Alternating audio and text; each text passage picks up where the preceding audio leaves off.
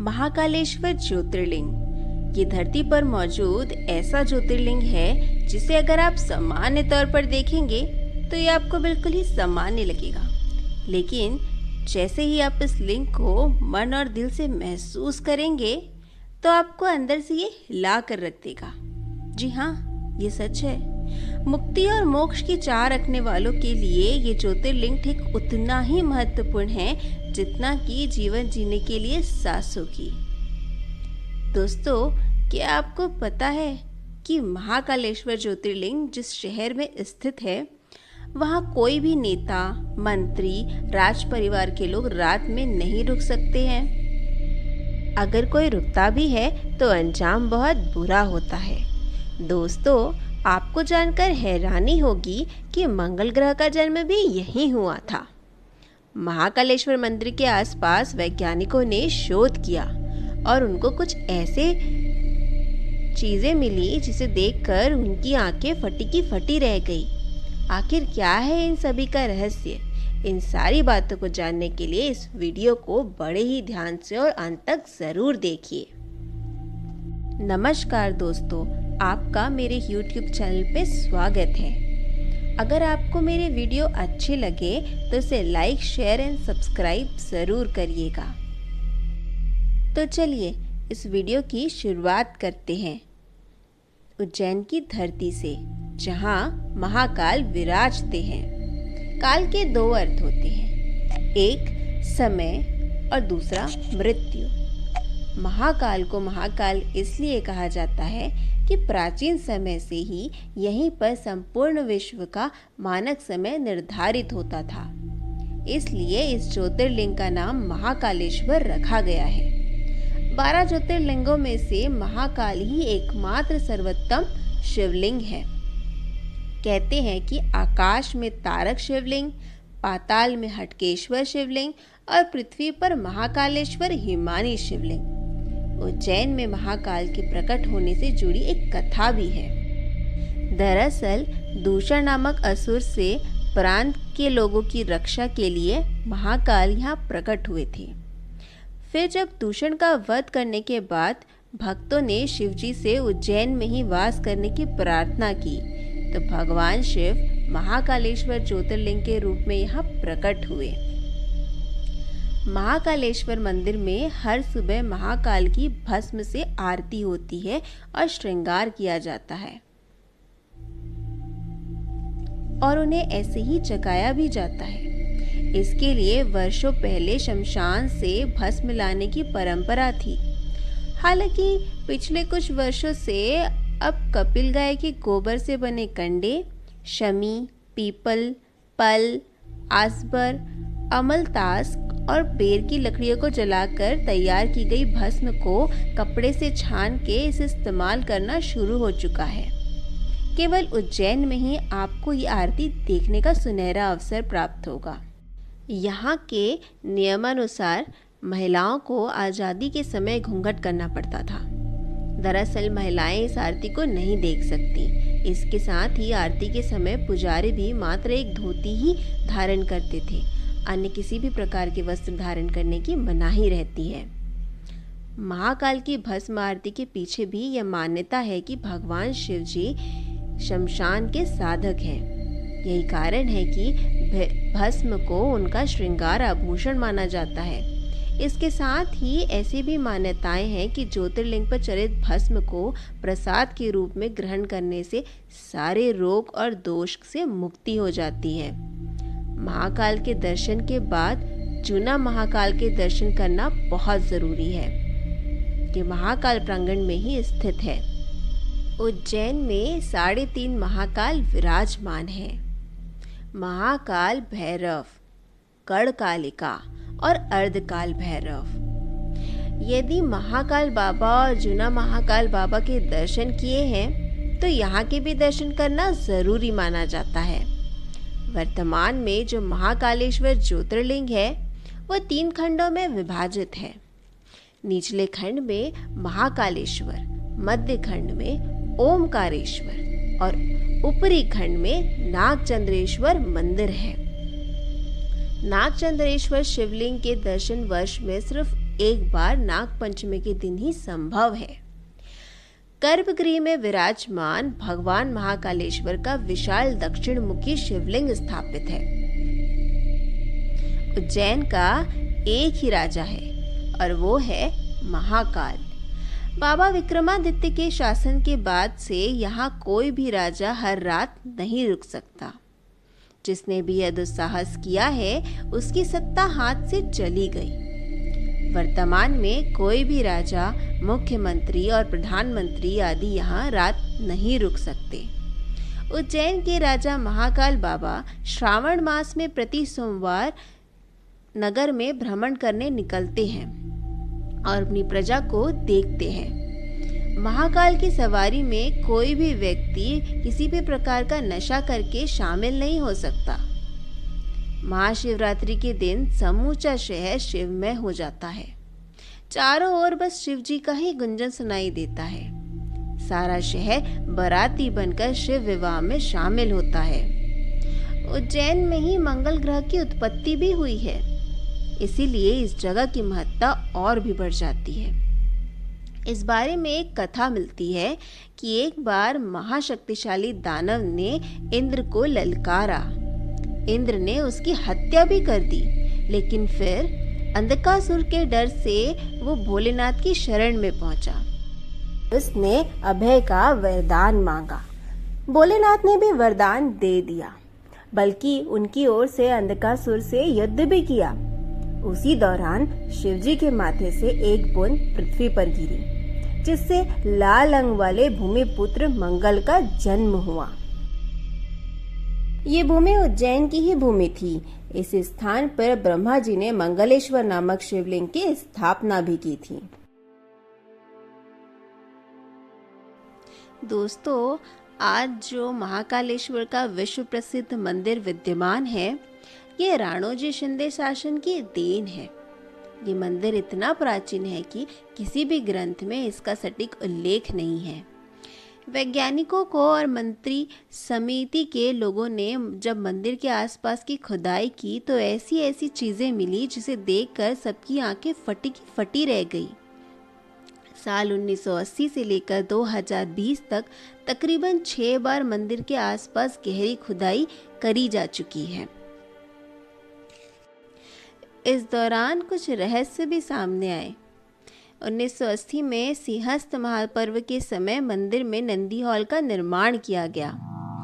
इस दौरान हुई खुदाई में प्राचीन मूर्तियां प्राप्त हुई। वर्ष 2004 में पुनः खुदाई की गई। इस हॉल को जूना महाकाल मंदिर परिसर तक बढ़ाया गया। उस दौरान भी कई मूर्तियां मिली थीं।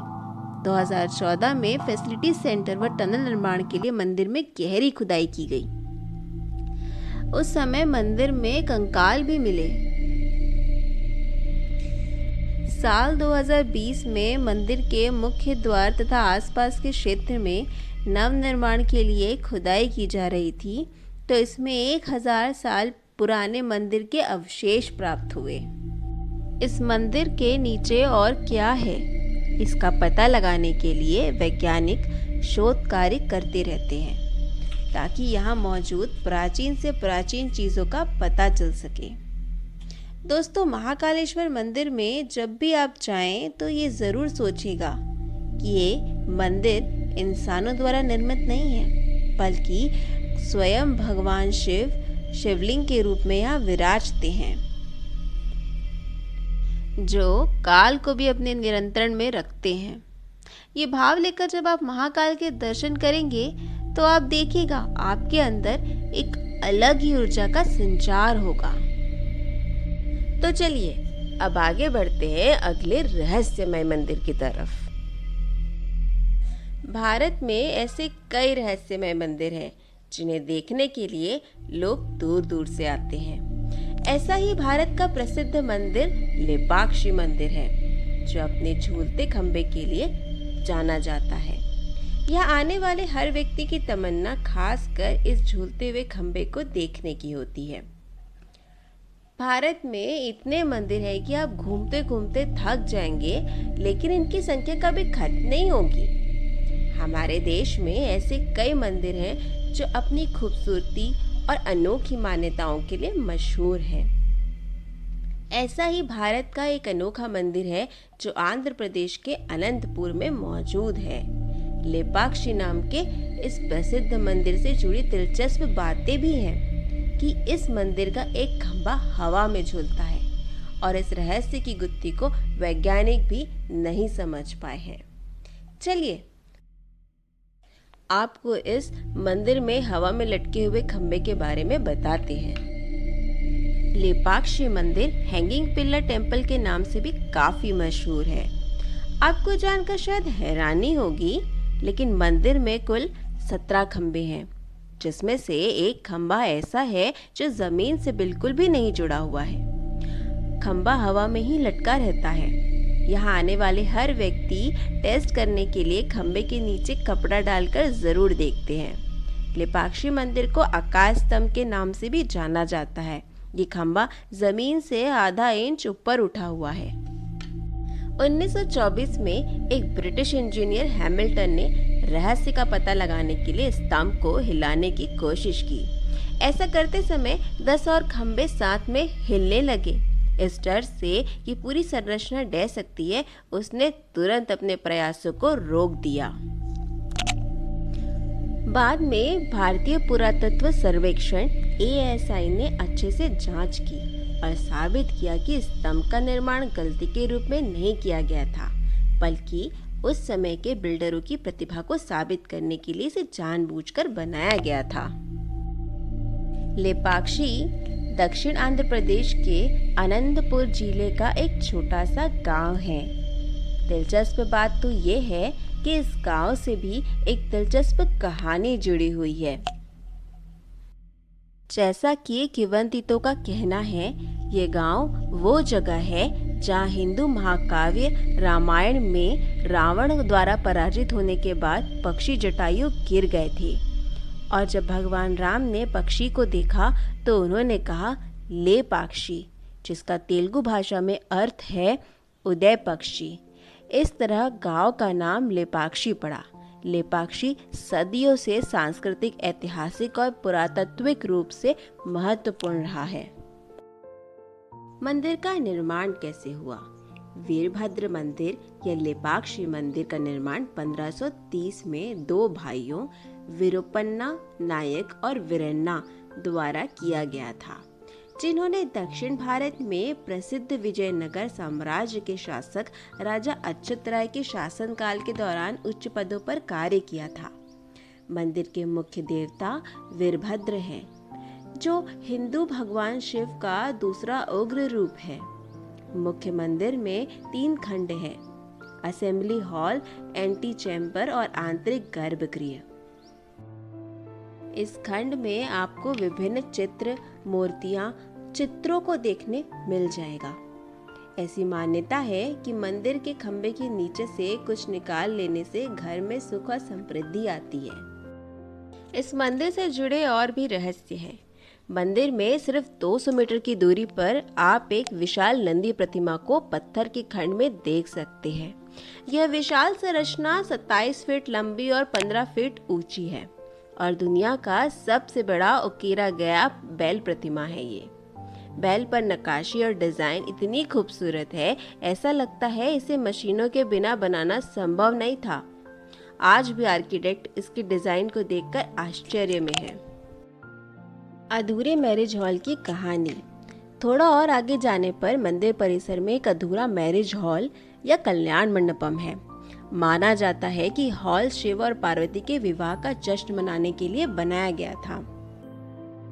इस हॉल को देखकर हर कोई यही बोलता है कि इसे जानबूझकर अधूरा क्यों छोड़ दिया गया। तो आपको बता दें, ऐसा कहा जाता है कि निर्माता विरुपन्ना का पुत्र अंधा था।